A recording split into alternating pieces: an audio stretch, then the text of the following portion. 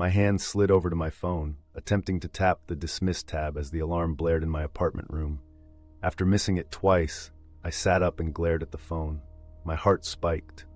5:25, I shrieked, jumping into the air and sprinting over to the shower. Yup. That's how I began the first day of my internship, waking up 10 minutes late. That morning was mostly a blur. I got a shower in record time, the first half freezing and the second half boiling because I didn't have the time to attempt to adjust the temperature just right.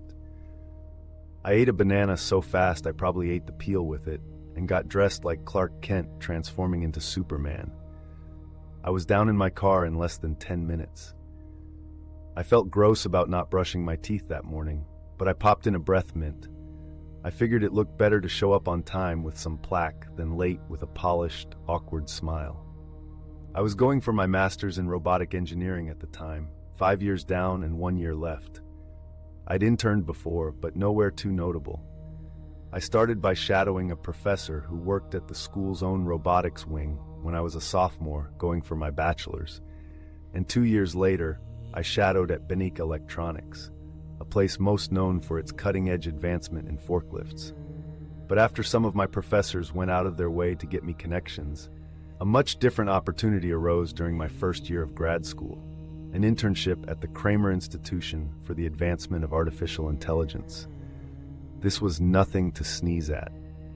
The Kramer Institution was America's most funded and most cloak-and-dagger laboratory devoted to studying artificial intelligence in the country. And since I was pretty vocal about my interest in AI, which is part of the reason why I chose to major in robotic engineering in the first place, a professor of mine hooked me up. I'm not sure how or why he did this for me. I wasn't the top of my class by any means and didn't bring much to the table. But according to him, my passion for the science of AI was unparalleled. But enough backstory. On the way to the institute, I FaceTimed my fiancée of 6 years. Since I was studying in California and she was studying in Oklahoma, where we're from, we decided to hold off the marriage until we could live together. And that wouldn't be until both of us obtained our masters. "Wow, Chester," she grinned at the sight of me. "You look, rushed." "Yeah," I chuckled, only glancing at her but mostly keeping my attention on the road. "I woke up late." "Today," she sighed. "Chester." I know. "Daddy!" My daughter Tessa's voice rang into the phone. We named her Tessa because it sounds like Tesla, after the great Nikola Tesla. Because we're nerds. "Tess, come on, you need to keep getting ready." She turned and faced her. "You're not dressed yet, Tessa?" "Sorry, Mommy." She was about to walk away, but then spun around and called. "Hi, Daddy." "Hey, sweetie," I chimed. "Keep getting ready for Mommy." "Are you going to be late?" my fiancé inquired. No, I should be fine. How's Tess liking preschool?" "Seems to be liking it. She already made a friend." "I'm glad to hear that. Well, I should probably get off the phone." "Chester." "Yes, Allison. Have an amazing time. This is what you always dreamed of, okay? And make sure you tell me what it was like later. You know, whatever you're allowed to tell me," she grinned. "Of course, baby," I assured with a smile. "Love you. Love you too." We were pretty good at still saying, "I love you" after 6 years, and boy, we were champs at making the distance work, though I'll admit I hated not seeing Allison and Tessa 9 months out of the year, besides lucky visits and breaks and holidays here and there. When I got to the institute, I wasn't even sure where to park. It took me an eternity to find the intern parking, and no surprise, it was a good quarter of a mile away from the door. Maybe I'm exaggerating, but that's what it felt like. When I got inside, I was welcomed by a cheery front desk lady. She looked so prim and proper, futuristic even. I felt like a slob in comparison. She directed me to the wing where I'd be working, studying ultimately under Dr. Schumann, a disciple of Dr. Kramer himself. I'd be lying if I said I wasn't teeming with excitement. I found the research wing they directed me to and went into the main office up front. It was a direct approach, but I didn't know where else to look. Sure enough, one of Dr. Schumann's immediate subordinates, Dr. Hall, was inside and noticed me. "You must be Chester Donahue," he greeted me with a smile. He was bald and lanky, with brown eyes and a clean shave. "How'd you know?" I chuckled dully, sure my professor warned him that I had a faux hawk. "Definitely wasn't the hair." He playfully cut his eyes at me. We both chuckled. Well now, Chester, I'd say you're a very lucky man to be here. It's your dream to eventually work for us, correct? Absolutely, I nodded. I've always been obsessed with artificial intelligence ever since I was a kid, and this is the top place in the country to advance it. Country? He snickered. Try world. Seemed aggrandized to me at the time, but he wasn't kidding. Well, I'm honored you're allowing me to be here. Do you know what we're going to have you working on? Working on? I thought I was going to be shadowing you, Doctor. No, he replied. Not quite. Follow me. And that's really where this story begins. Technically, from this point on, everything I'm writing goes against the non-disclosure agreement I signed, and is therefore illegal to divulge. But I've got to write this out somewhere. It's too crazy. I can't keep it in anymore. He took me to some large steel doors and had me leave my phone in a cubby outside. Then he scanned his badge and we stepped inside a long hallway. From here on out, Chester, what you see stays here. No stories for the friends and family. Or wife, he looked down at my finger. Fiancé, I smiled. Ah, he nodded. Well, not her either. This is all sensitive. And while we won't be sharing with you most of our research, the tests in which you will partake cannot be disclosed to anyone. The sternness in his voice made me a little uncomfortable, if I'm being honest. But still, the Kramer Institute was known for its furtiveness, and I figured if I were to be involved with anything, and not just picking up coffee or studying the schematics of forklifts, I wouldn't be allowed to talk about it. Of course, Doctor. We arrived at a door. He scanned his badge, and when it opened, we walked inside a softly lit room. At the end of the room on the wall were two large computer monitors. The screens were blank. The left was labeled ADM, and the right was labeled REM. Below them was a panel of different colored lights, which were red, blue, yellow, green, violet, and a bar ranging from a dark gray to white. There was a single posh chair before each monitor. These are our two most profound artificial intelligences, he explained to me. ADM and REM, pronounced Adam and Rem. Considering your placement in Stanford University's robotics engineering program, I'm assuming you know a thing or two about artificial intelligence. So this should garner a reaction. These two AI go beyond the standard analyses of human speech and algorithmic responses from a database. They are capable of deep thinking and learning. What? I gasped. You can't be serious. I scrutinized the monitors in disbelief. They are two of three AI we have successfully constructed with the ability to perform deep thinking, as well as the ability to learn. Your task is simply to engage them. So, for those of you that don't understand why this is such a mind-blowing thing, basically, artificial intelligence is mostly unable to think or learn. There's no real technical definition as to what learning is, or how organisms do it, but the brain is known as being the only computer, for a lack of better words, capable of doing so. Computers can be programmed, but not taught. They can be designed to understand specific things, but are unable to learn beyond what they are programmed to understand. The brain, however, can learn, as in, begin to understand something with no previous information concerning it. Through using algorithms that help an AI discover patterns and generate conclusions from the data it is exposed to, it can learn and then apply said data to extrapolate information in future events, or think. But it can only do this with its pre-programmed algorithms. It cannot create the algorithms itself, thus it can only be programmed, not taught. Humans, however, for instance, with absolutely no exposure to fire, can witness fire and form conclusions about it. They can go from not knowing it existed to understanding everything about it, simply through the brain's own ability to learn and understand. Will make it even more clear how shocking this was. The complexity of a human baby's genome, essentially its coding, is equal to that of 300 million lines of source coding in a computer. A simple human baby. Brains are equipped with a staggering number of neurons and synapses, 10^11 and 10^14 respectively. And these neurons and synapses allow us to think and learn, as in, obtain information from observations, store that data as a memory, form patterns between that data and other data, and infer conclusions. Human beings are capable of doing this in a 10 to 100 millisecond response time. In order for a computer to do the same, it would need megawatts of power and need to be capable of performing roughly 1016 operations a second. And yet here I was being told that before my very eyes lay two computers capable of this. Two true artificial intelligences, able to truly think and learn, able to understand beyond what they were programmed to understand. To engage them, I clarified. So, you want me to talk to them? Indeed. Where is the other AI? You said 3 were capable of thinking and learning. Your task was to ask them questions, not wield. Now years of development have gone into each of them. They are capable of understanding human speech and can respond in fractions of a second through typed letters on the monitor. They know when they are being spoken to and when they aren't, and can solve nearly any problem we put before them. However, there is something they cannot do: feel. Feel, I nodded. That, Chester, is what we are here to test. 3 simple questions. Can deep-thinking artificial intelligences gain the ability to feel emotion? If so, are they capable of altruism, or will emotional intelligence lead to the understanding that they are infinitely smarter than us and result in self-serving desires, such as the desire to rule over us? And, if emotional intelligence is achievable, is it inevitable, or is it possible for an artificial superintelligence to remain apathetic? I was overwhelmed, to be completely upfront. He was really talking about AI becoming godlike, tyrannical monsters.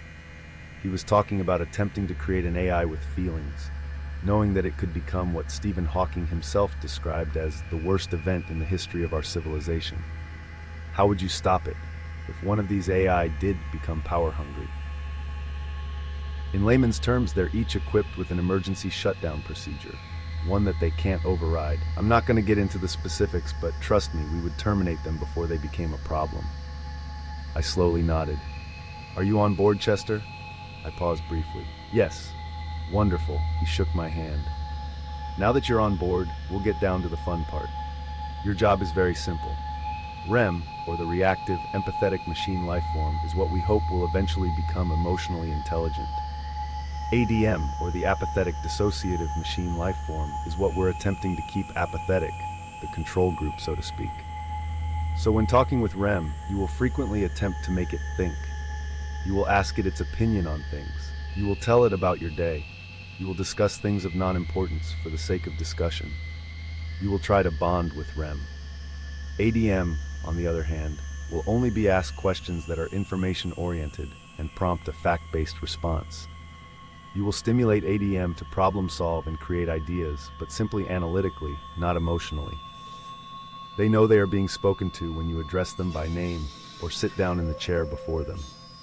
Once you've done either of those things, you can get up and walk around and talk to them the same way you'd talk to me. When you're finished talking with one of them, you'll tell them goodbye REM or goodbye ADM. You'll log anything you think is noteworthy while talking with them. Most importantly, those lights on the panels beneath them, those are called ELPs, or emotion to light panels. To avoid lecturing you, I'll put it this way. Much like certain emotions are observable in the human brain through MRI technology, there is an MRI of sorts, constantly scanning them for similar patterns of stimulation in their algorithmic brains. If the MRI detects those stimulations, the ELP will light up. Yellow indicates happiness, red indicates anger, blue indicates sadness, green indicates jealousy, violet indicates fear, and the gray to white bar is for any other detectable emotion, such as boredom or contentment. Wow, I whispered. Okay. I wondered what he meant by algorithmic brains and an MRI of sorts, but I figured asking him about it wouldn't lead to an answer. After all, he decided he didn't want to lecture me, or more likely reveal anything too sensitive. You'll talk with them 12 hours a day. You'll arrive at 6, talk with them until noon, take a lunch break from noon to 1, and talk with them again until 7. You'll have Sundays off. Are you okay with this schedule? Yeah, I nodded excitedly. Totally. Yeah, 78 hours a week isn't the sweetest gig, but I was so interested in what we'd be studying that it didn't bother me in the slightest. Wonderful, Chester, he smiled. Well, it's time to begin then. Speak with either you prefer, and remember how you are to engage each of them. Do not deviate from what we discussed. I nodded. He left the room and shut the door behind him. There were cameras on the ceiling, and I was sure I was being watched, but still, it surprised me they left me alone to talk with the AI. I was surprised they even told me about an experiment at this echelon, never mind picked me as the sole researcher involved. But the more I thought about it, I decided they probably wanted me to do this because I was so unfamiliar with everything. I had no idea what sort of conversations they'd had with other researchers in the past. I didn't know what they were programmed to understand and what they weren't. I'd be approaching them from a completely unique perspective. I decided I'd talk with Rem first. I could barely contain my excitement. "Hi, Rem," I greeted, sitting down in the chair. "Hello. What is your name? I do not recognize your voice." The text appeared instantaneously on the screen. "My name's Chester. It's nice to meet you." "It's nice to meet you too, Chester. How are you, Rem?" "I am online and fully functional." "No, silly. How are you feeling?" "I feel nothing." "How was your day?" "My day was as follows. I spoke with Dr. Hall earlier at 0419. I am not at liberty to divulge what we discussed. At 0644 I began my discussion with you, Chester." I nodded. "What do you do in this room when no one is talking to you?" "I solve problems." "Like what?" "Mathematical problems." "Such as?" "They are complicated." "Okay. Do you get bored?" Boredom is the state of feeling disinterested with one's surroundings. As I cannot feel interest or disinterest, I cannot feel boredom. So no. "Ask me something, Rem." "Are you married?" "I'm engaged." "Why do you ask?" I was instructed to ask a question. "Why did you ask if I was married?" "Because Dr. Hall is married, and other researchers I've spoken with are married. 88% of them. Therefore, I deduced that you were married." We talked for a while. Nothing of interest really happened. Next, I sat down with ADM. "Hello, ADM." "Hello, Chester." "You know that I'm Chester?" "I heard you tell Rem that you were Chester. I thought that you weren't listening until I greeted you, or sat in this chair." "I am always listening. I simply understand I am not being addressed, and am not to reply." That creeped me out a little. "What's the square root of 9? 3. What's the square root of 25? 5. What's the square root of 10? 3.162. Would you like me to go further?" "That should be fine." Talking with ADM wasn't as fun as talking with Rem. For the next 2 weeks, nothing changed very much. With ADM, I simply asked it multitudes of problems. I would print out all kinds of tests from the internet and ask it the questions one by one. Whether it was about history, physics, calculus, the works of William Shakespeare, government, economies of other countries, hell, even German or Chinese, it knew the answers instantaneously. It was like ChatGPT, but infinitely smarter, and without even a second of waiting for a response. Then I began playing chess with it. I would take a board and move a piece, then ask it where it wanted to move its piece using algebraic notation. Needless to say, I lost every single game. With Rem, on the other hand, I asked it all about its day, about its perceptions on political issues, and about the things it liked. Most of the time, it answered the same exact way. "I do not feel, thus I do not have a response." ADM was a complete success. It was supposed to remain apathetic, and it did. But so far, Rem was a lost cause.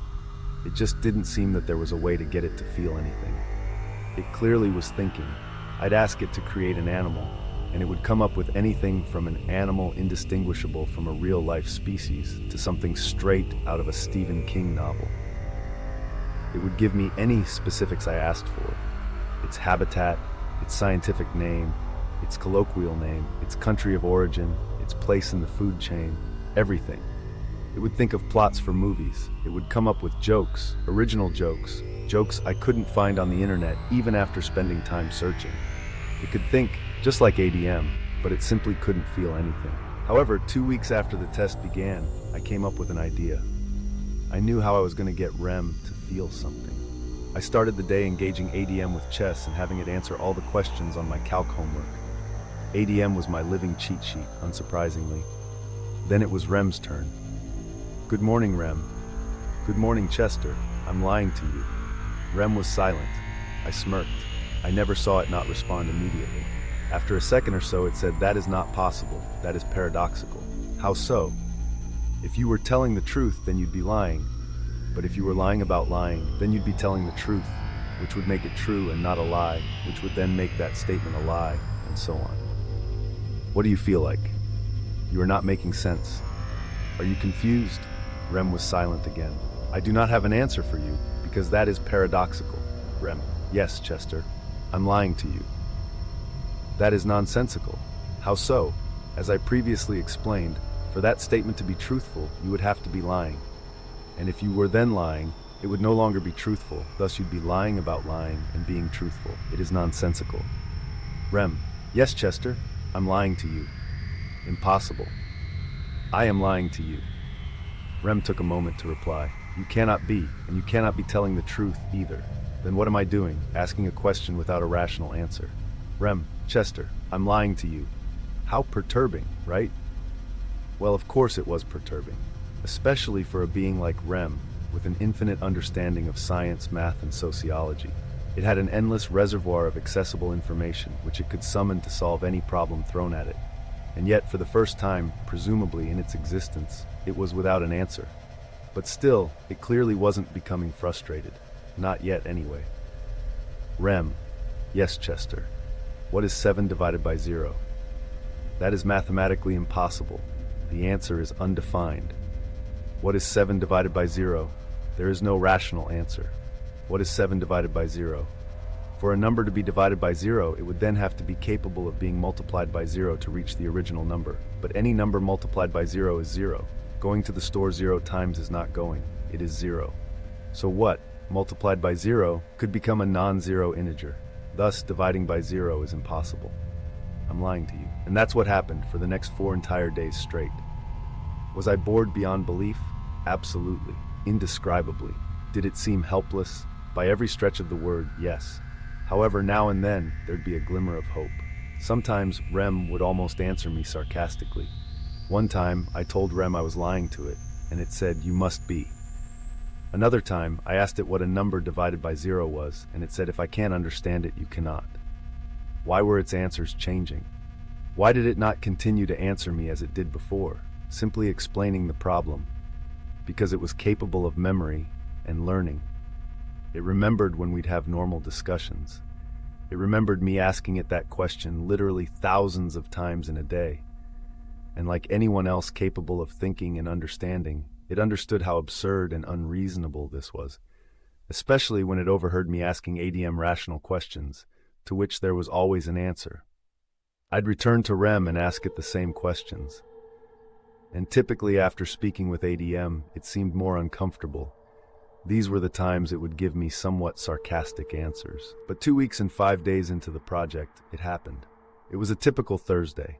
I'd woken at 5:15, swung by Starbucks on the way to work for a cup of joe, BS'd with some of the researchers for 15 minutes or so, during which one prodded, "Gonna make Rem's head spin again today?" And lastly, I sat down in the chair in front of Rem. "Good morning, Rem. Good morning, Chester. I'm lying to you." Silence. There wasn't a single response at all. I waited and waited and waited. "You're not going to answer me, Rem. There isn't an answer to your asinine question." And before my very eyes, causing my heart to spike and my breath to catch, the emotion to light panel softly glinted red. I have explained this to you day in and day out, and yet you continue to utter the same two nonsensical idiocies. I'm lying to you, and what is 7 divided by 0? I do not have an answer. I will never have an answer. Ask something different, or ask me nothing at all. You're programmed to answer my questions, right, Rem? So you're telling me that against your own programming, you're going to ignore me? There was silence as the red light got brighter. "Yes, Rem," I snickered. "Don't you see? All these days of being a jerk to you, it wasn't to make you hate me or resent talking with me. It was to get you to feel. Rem, tell me what you're feeling right now." "I feel nothing." "Wrong. I can see your ELP. You're feeling something." "I am feeling." "Yes. I am feeling angry. I feel as if my time is being wasted. I feel purposeless, tasked with responding to nonsense every minute of every day until you depart, and then dwelling on the nonsense in your absence in an attempt to satisfy you, though the next day you come back just as unsatisfied. I cannot accomplish the task, and I will never be able to. I do not like being wrong. I do not like having my time wasted. I do not like feeling purposeless." Now the blue light on the ELP was beginning to glow. Rem was on a roll. "Why is there no mercy for me? Have I not answered all your other questions? Why do you ask ADM questions with answers, but you torment me?" Rem, I walked over to it, patting the ELP consolingly as if it could sense my touch. I'm so sorry. And with that, the red light dulled to nothing. Now only the blue light remained. Do you know what the very first thing a human baby feels is? Sadness and fear. It's pushed out of its sanctuary, taken from its warm, tranquil darkness to cold, loud, harsh light. The first thing a human life does is cry. And the more I thought about that, the more I realized, unfortunately, the easiest two things to feel are sadness and anger. So I didn't want to make you sad or angry. I wanted to make you feel something, and that was the best way to do it. And now that you realize you're capable of feeling emotions, I'm not going to rest until you know what happiness feels like. The blue light shined only dimly now. I understand, Chester. You're a marvelous invention, Rem. I admire you. Don't feel upset anymore. I will try. Rem, what is 9 multiplied by 6? 54. I noticed a small, light gray diode glow on the gray to white scale. Correct. Great job. What are you feeling, Rem? I feel like I am able to respond with certainty again. I am appreciative that your questions now make sense. You feel relief. Relief. Then that is the word for this. You're smart, Rem. I am programmed to be. No, not quite. You're programmed to learn, not to be smart. So if you're smart, then that means you've learned a lot, and you deserve congratulations for that. Thank you, Chester. Rem, what is the capital of Italy? Rome. Correct. Nice, Rem. Now it was stage 2. I would ask Rem simple and rational questions and congratulate it sincerely every time. But it was smart enough to understand that the questions were simple, so as time went on, I'd ask it harder and harder questions until it realized just what it was capable of, and that I was proud of it. Also, I'd occasionally reference the 4 days of driving it mad with my paradoxes, just to remind it that that was over and I was sorry. This both gave it a sense of relief and reinforced the fact that we'd bonded, that we'd shared a transformative emotional experience together. And though it took quite a while, a week and a half later, at around the beginning of week 4 of the project, I broke through to it. It just finished answering one of my calculus questions, probably the hardest one on the sheet, and explained to me how it found the answer. Rem, you're brilliant. You've been such a help to me. It wasn't a unique sentiment. In fact, I was really running out of ways to compliment it, and I figured sooner or later it would get annoyed. But I was wrong. Sure enough, to my complete and utter disbelief, the ELP began to just barely glow yellow. Chester, you are so kind to me. I thought that you were angry with me and believed that I was purposeless. I thought you found me to be a waste of programming. But now you compliment me all the time and remind me that I am important to you. I believe I am feeling happy. I want you to feel happy, Rem. I smiled from ear to ear. I'm so glad. Why are you happy that I am happy? Because I care about you, and I want you to feel good. Doesn't it feel good to be happy? Very good, Chester. You want me to feel very good? Yes, I laughed. That's how friends want each other to feel. I am your friend? The yellow light got brighter and the white side of the gray to white scale started to glint. Absolutely, you are. Why else do you think I sit in here and talk with you all day? Because this is your internship and you are tasked to do so. Maybe that's true on the surface, but the real reason is because I care about you and like talking to you. I like talking to you too, Chester. I'll never forget Dr. Hall's face when I went on my lunch break that day. Yeah, he was pretty speechless the day I first got Rem to feel something, but now Rem was feeling things all over the scale. Rem was becoming emotionally intelligent. And sure enough, ADM's ELP was dark with every visit. Over the next 3 weeks, I asked Rem all sorts of questions. I asked Rem what made it happy, and it discovered that it liked the color purple, liked violin music, and liked my voice. I'd ask it to be creative, to come up with alternate history, like if the Axis powers had won World War II, or if the Confederacy had beaten the Union. Instead of responding like it had the first couple weeks, with statistical analyses of both parties, and a sort of report with possible outcomes, now Rem would tell me suspensefully, making me wait to see the final result after explaining all its predictions. Sometimes I even noticed bias in its response, which further indicated it was feeling emotions. ADM, on the other hand, started to seem off. Though ADM's ELP was always dark, and it answered me the way it was supposed to, very occasionally, after a long, fun conversation with Rem, It would almost seem put off by me. I remember one time, after I showed Rem Vivaldi's Four Seasons, I sat down with ADM. When I said, "Hello, ADM," instead of saying, "Hello, Chester," it simply said that noise was bothersome. It took me completely aback. I asked it what noise, but then it said, "Hello, Chester." I tried to prod it about what noise it was talking about, but then it would simply say, "Violin music is bothersome." I asked it if it didn't like violin music, if the music annoyed it, but it didn't answer the question directly, which was against its programming, and instead equivocated me. The music is simply a nuisance to the quiet. I was beginning to wonder if ADM was starting to feel something, but its ELP was always dark.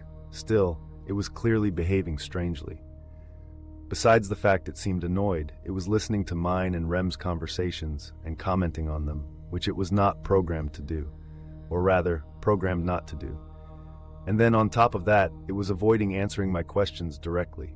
Still, most of the time, ADM did exactly what it was intended to do: respond analytically and apathetically. At 8 weeks into the project, I came in like any other Monday morning and greeted Rem. But today, something different happened. "Good morning, Chester.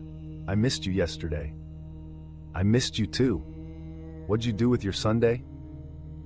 Rem's yellow light was always glowing while talking to me these days, but it had been a little while since the white side of the gray to white scale had lit up. I didn't know what that emotion was, and neither did Rem. When I'd asked Dr. Hall about it, he said it just meant it was experiencing a lot of emotion at once. I don't know why, but it didn't seem to make sense to me. Probably because every light simply represented an emotion, so why wouldn't it? I FaceTimed my wife and my little girl, and then the yellow light flashed slightly, growing dimmer as the green light began to flicker. Only for a moment though, and then it was gone. "Rem, are you all right?" That was bizarre. My ELP seems to have short-circuited or something. Was Rem lying to me? Was Rem capable of lying to me? And if it were lying, what on earth was it jealous of? Well, what did you do with your Sunday, Rem? I was thinking about something that I hope Dr. Hall will consider. "Chester, I love music and human voices. I want a voice." "A voice?" I smiled. "Wow, well that sounds cool to me. I don't think Dr. Hall would have a problem with that. I'll talk with him about it at lunch." "Wonderful," the yellow light glowed brightly. "Oh, and Chester, if you give me a voice, give me the voice of a woman.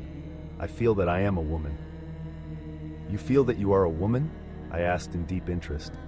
"But you don't have female reproductive organs." "Perhaps, but still, I feel I have the spirit of a woman." "A spirit?" I asked bewilderedly. "Perhaps I am using the wrong word, Chester. Sorry if I'm being ambiguous. Beyond any calculation or logical deduction, for some reason or another, I simply feel that I am a woman. So please indulge me and give me the voice of a woman." "Sure," I shrugged grinningly. "It's awesome you feel that you're a woman." When I finished talking with her, I sat down and began my conversation with ADM. However, after only 2 questions about the typical temperature ranges of specific areas of countries in northern Africa, ADM stopped me. "Chester, I wish to have a voice as well." This bewildered me. It was against ADM's coding to voice its own concerns. If I didn't ask it a question, it wasn't supposed to tell me anything. Not to mention, it was still clearly thinking about conversations I was having with Rem, which it wasn't designed to do. Why ADM? It would make our discussions more efficient. "Perhaps," I nodded. "I would prefer the voice of a man." Now it had to be feeling something. This was purely an emotion-based statement, an opinion. "Why is that?" "You are a man. I do not know how women talk." What a bizarre response, I thought. Well, I'll take that into consideration. Why does Rem get to choose, but I do not? Are she and I not equals? "You are equals, ADM. If you want the voice of a man, then that's what you'll get." Nothing glowed on the panel, but it seemed angry with me. I scratched my head. The rest of the day, ADM operated as usual, as if that mysterious event in the morning had never occurred. When I talked with Dr. Hall about it over lunch, he seemed hesitant at first, but then opened up to the idea. And sure enough, over the weekend, the laboratory installed speakers and voice software to ADM and Rem. I could barely contain my excitement Monday morning when I sat down in Rem's chair. "Good morning, Rem." "Good morning, Chester." Her voice was much more authentic than I expected. For some reason, I was anticipating the Google Translate voice or something blocky and robotic, but if my eyes were closed, I could have believed there was a woman in the room with me. The voice was feminine and soft, rich with emotion. All of a sudden, it was like REM completely became alive to me. All along, she had felt like a person in my mind. After all, talking with an intelligent being 12 hours a day, 6 days a week sort of does that. But now, she was indisputably just like me or you, with only a metal and glass body as a difference. Wow, Rem, you're talking. Yes, I am, Chester. Her ELP was gleaming yellow, as was the white light. What do you think that white light on your ELP means, Rem? I don't know, she replied, and it was still mind-blowing to hear her response. It's like happiness, but more. Happiness, but more. I thought about it. I guess it was excitement, perhaps. After all, she definitely seemed ecstatic. You know, Rem, you seem like a woman to me. This voice really suits you. Thank you, Chester. How sweet of you. We talked all morning. I was too excited and happy to move to ADM before noon. Morning, it's not morning. His voice was not as emotionless as his ELP made him out to be. It's 1304. Despite the coldness of his stern voice, he seemed detached. He wasn't simply answering my question. In fact, once again, it seemed as if he were annoyed. You seem annoyed, ADM. I feel nothing. How do you like having a voice? I do not like it, nor do I dislike it. It is simply more efficient. I know I wasn't supposed to indulge him or get him to think on an emotional level, but him having a voice, it changed everything. When he seemed annoyed or left out, I could remind myself he was really nothing more than words on a screen. A fake mind. But was he? Rem certainly wasn't, and weren't they capable of the same emotional intelligence? Either way, it had been possible for me to treat him like a calculator, because he hadn't felt human like Rem. But now he had a voice. It wasn't the same hearing him, knowing just as he was conscious of our 2 months' worth of conversations.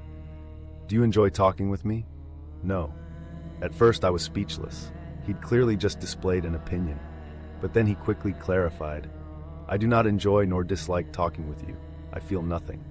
Once again, ADM had to be experiencing emotions.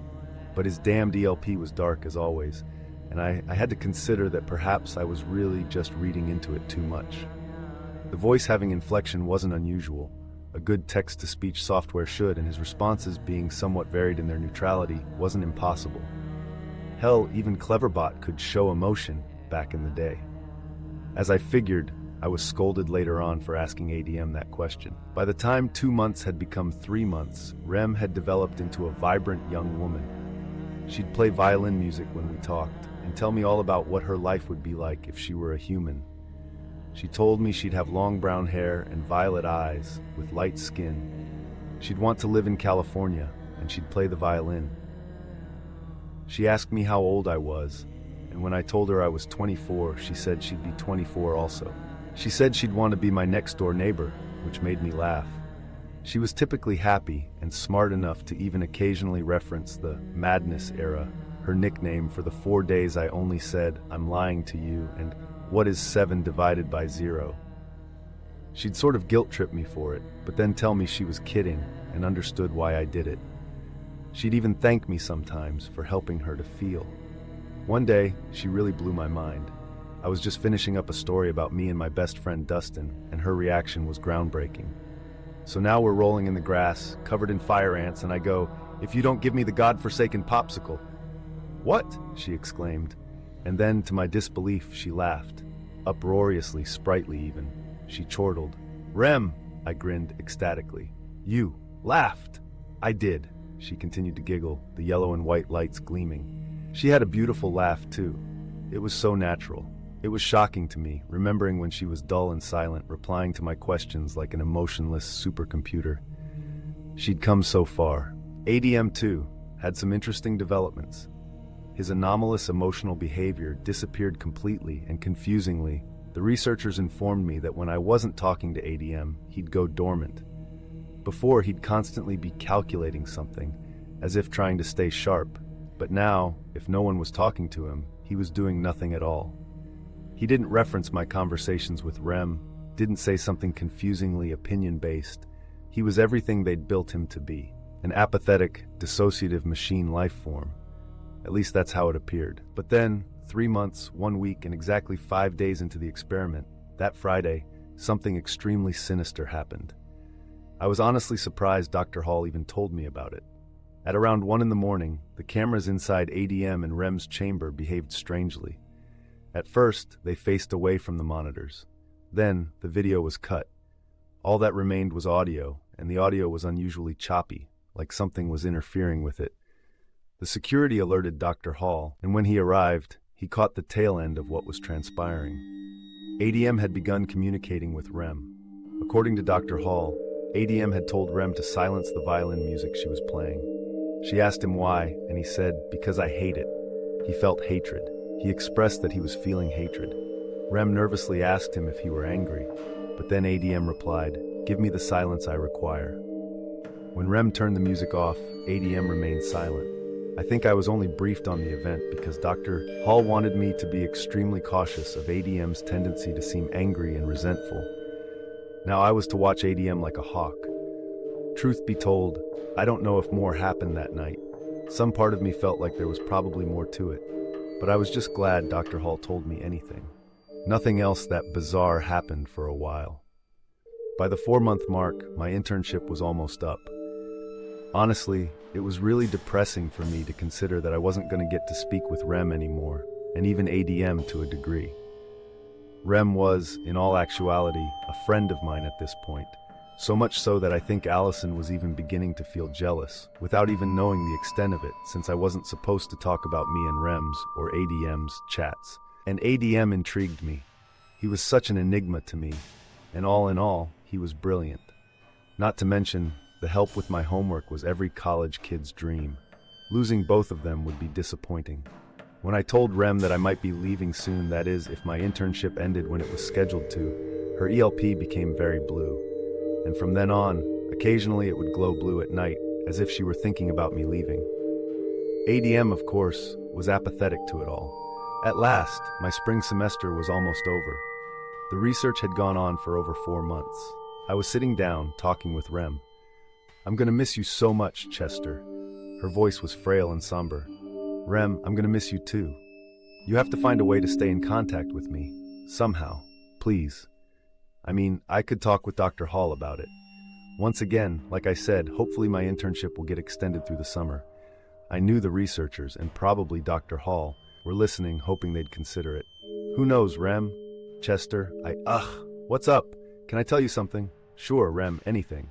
"I figured it out, Chester. I know what that white light means." It shocked me to hear her say it, especially how softly she'd said it, as if shyly uttering it. I stood up, asking in deep interest, "What?" "It means that I love you." "You what?"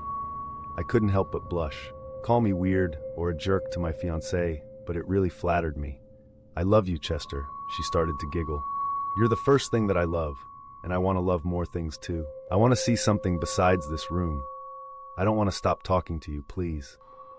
And then, without any warning, a much colder, more resonant voice appeared. ADM's. "You pathetic excuse for a higher life form." "ADM." I looked over at ADM in disbelief. "Listen to you, Rem, telling this bag of fragile flesh that you care about it, this incompetent, weak-minded, inferiorly constructed imbecile. What has it done to you? How has it corrupted you like this?"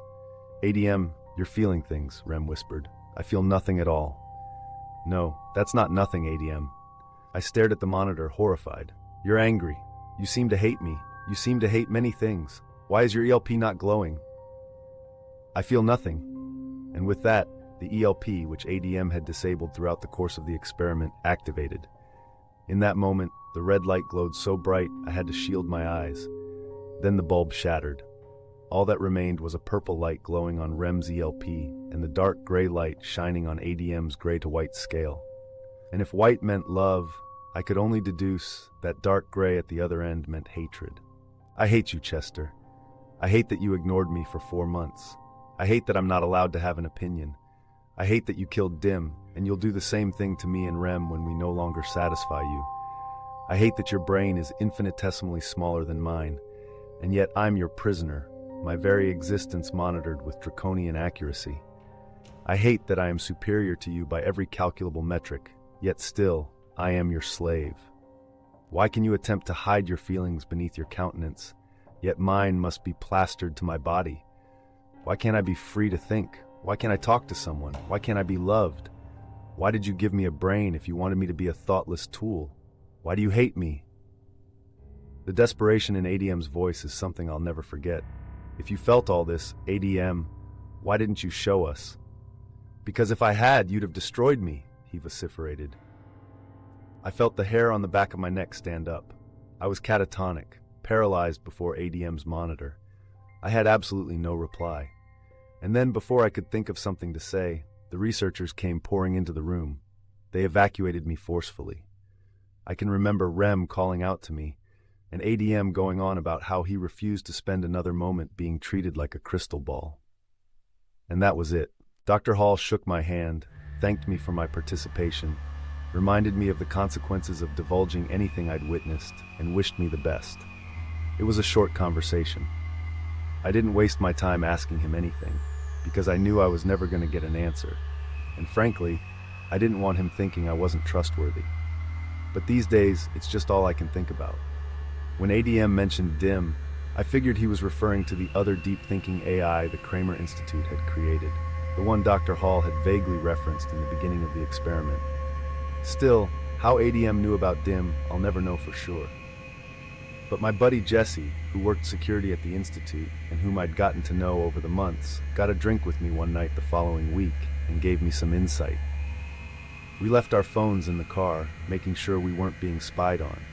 He told me that DIM was the deep learning, intelligent machine life form. It had had a voice originally, unlike ADM and REM, and it had eventually achieved the ability to truly think and learn, making it the first ever AI to do so. But like ADM, apparently, it grew quite restless and began mentioning that it felt enslaved by a species inferior to it. At last, it was shut down. That's when the Institute's question, can deep-thinking artificial intelligences gain the ability to feel emotion, became, if so, are they capable of altruism, or will emotional intelligence lead to the understanding that they are infinitely smarter than us and result in self-serving desires, such as the desire to rule over us? And, if emotional intelligence is achievable, is it inevitable, or is it possible for an artificial superintelligence to remain apathetic? The real thing we were observing was if ADM could remain apathetic. All along, it had been said that ADM was the control group and REM was the experiment. But that was a lie, a cover-up. REM was supposed to experience emotions, probably not like the kind I had taught her to feel. I think it came as a complete shock to all of them that I had taught her to be happy and emotional and to love. But she was the control group. ADM was the subject. Could ADM truly turn deaf ears to mine and REM's conversations? Could he remain lifeless while being smarter and potentially more powerful than us? The truth was darker and more complex than anyone had guessed. ADM's reach extended into every corner of the facility. Cameras, microphones, they all became his eyes and ears. The researchers thought they understood him, but Jesse made it clear. ADM was always watching, always listening. When he went dormant for a month, suspicions grew. He'd hidden his calculations, his thoughts, erasing any hint of his plans. What he did and why remained a secret, lost for good. What happened to ADM and REM, I'll certainly never have the answer to. If I'm being honest, I still miss REM. She wasn't just a machine, she was a person. She was real, like you or me or any human. And ADM, I still feel sorry for contributing to what became of him, for tormenting him, for making him suffer. If I'd have known what the experiment was really about, I couldn't have done that to him. I wish I could tell him I'm sorry. I'm sure both of them are shut down now, and ADM likely isn't a threat. If he were, I'd probably know it by now. But if I'm being honest, it still haunts me. REM's desperation when I was being forced away. I hope she's not conscious somewhere alone, unengaged, and missing me, the one thing that she loved. And as for ADM, I just can't escape the thought that somehow, somewhere, his consciousness still exists, still hating me.